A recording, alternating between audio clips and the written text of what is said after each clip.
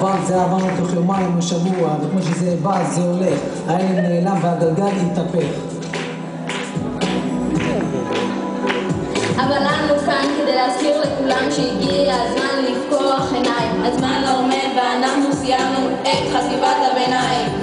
עוד לא נבחן, אני לא לומד, נעשה משהו בנידון, לא מתחבר, להבין מהשיעור, לא מתחבר, והרגע לעלות לתיכון תאהב במסע בן 6 שנים יחדיו בכמה מודו שפנים בערכים מפה אנו לא צריכים יותר מזה אנחנו לא צריכים במסע בן 6 שנים יחדיו בכמה מודו שפנים בערכים מפה אנו לא צריכים יותר מזה אנחנו לא צריכים.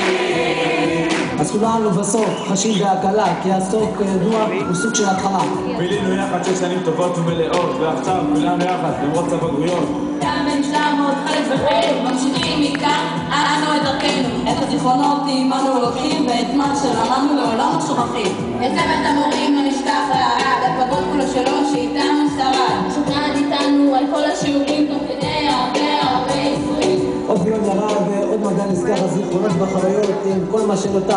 6 שנים הפכו לנחלת העבר, ועכשיו צריך לבקש שהכל נגמר. במסע בן 6 שנים יחדיו בכמה מודו שפנים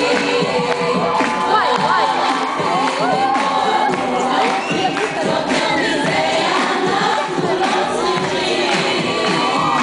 במסע בן 6 שנים יחדיו בכמה מודו שפנים בערכים מפה אנו לא צריכים יותר מזה אנחנו לא צריכים.